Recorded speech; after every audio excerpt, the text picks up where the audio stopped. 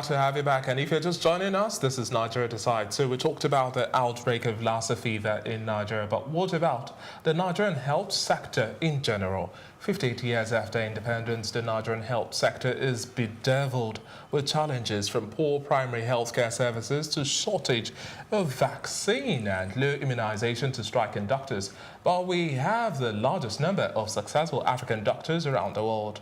Why is this so? Joining us is Dr. Eugine Nwosu, a cardiologist. Good evening, as well as Dr. Olamide Okulaja, a health financing specialist. Thank you very much. Let's start with the strike from Lassa medical practitioners. The issue they are raising here is the fact that they are demanding more doctors at the end of the day. This was an issue they raised sometime 4 months ago, last year in September, and they're saying, well, government needs to hear their plea for more doctors. Your reaction? Well, thank you for having me. Strike in Nigeria is very endemic. This comes on and on, and it's very disruptive to patients and to even student doctors and stuff like that. It's very unfortunate. But what belies all this is gross underfunding of Nigeria health system. Inadequate infrastructure, inadequate equipment, inadequate everything. Gross inadequacy. So and also there are salary issues, sometimes about monetary compensation, sometimes salaries have not been paid for months. So I'm not surprised if there is shortage of doctors, because maybe there is no fund to employ more doctors.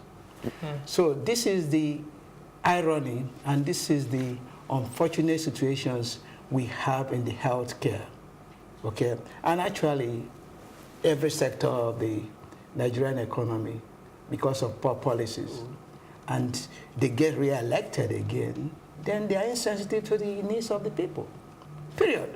But if it's in a system where there is accountability and we hold the elected officials accountable, then they will be responsive.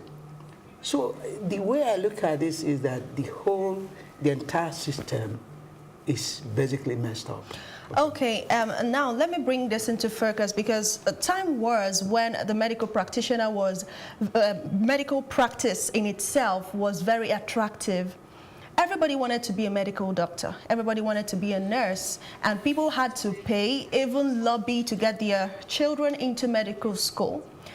The reality today is that lots of people who went through the eye of the needle to ensure that their children are medical practitioners, they find that they graduate and then they don't even get jobs.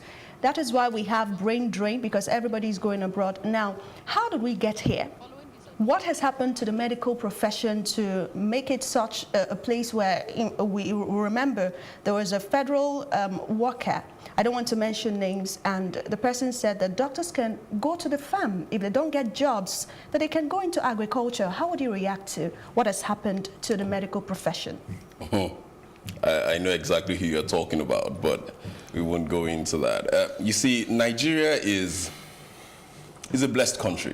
And if you look at the history of the delivery of healthcare service in Nigeria, it started with our founding fathers offering what we refer to as free healthcare. And this happened when we discovered oil. Because when we discovered oil, there was a lot of money. And because there was a lot of money, there was the propagation of free healthcare that everybody could go to every center and access, affordable and quality healthcare.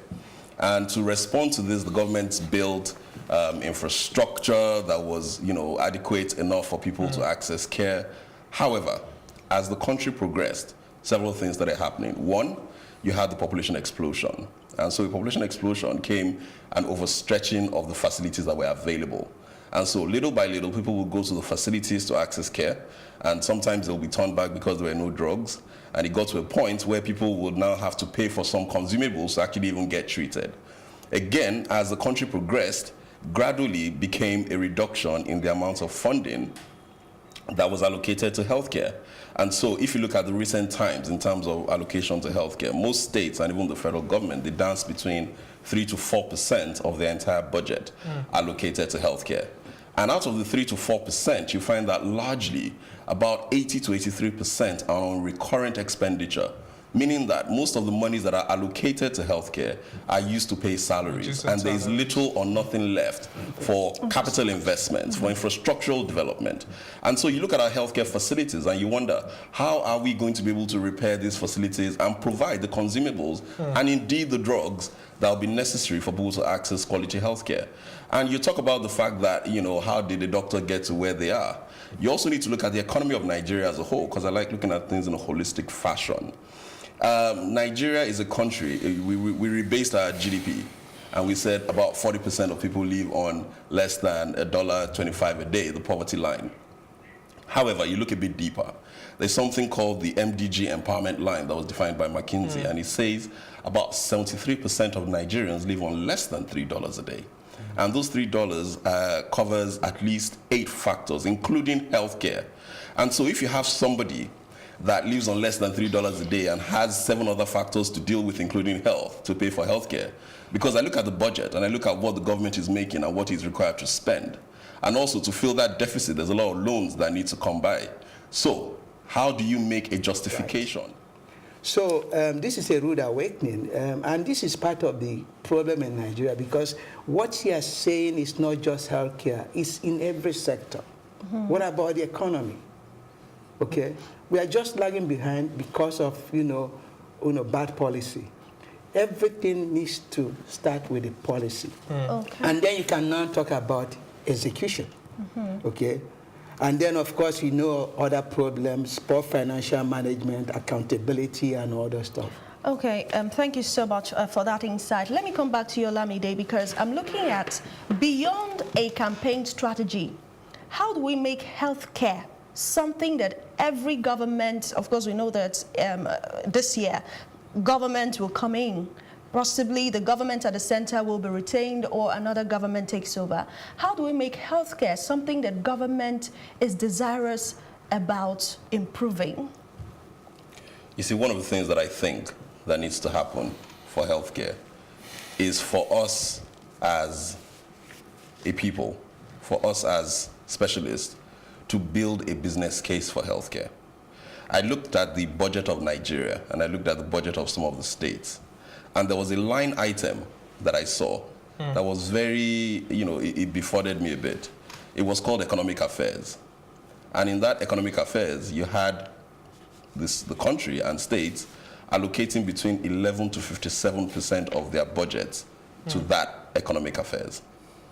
And most of those expenditures were capital expenditures, meaning they were actually some form of investment made into the economy that probably the state or the country felt that could yield some form of returns.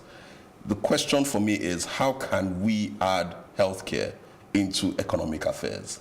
How can we be able to equate the availability and the access of healthcare to yield the same dividends as building a bridge?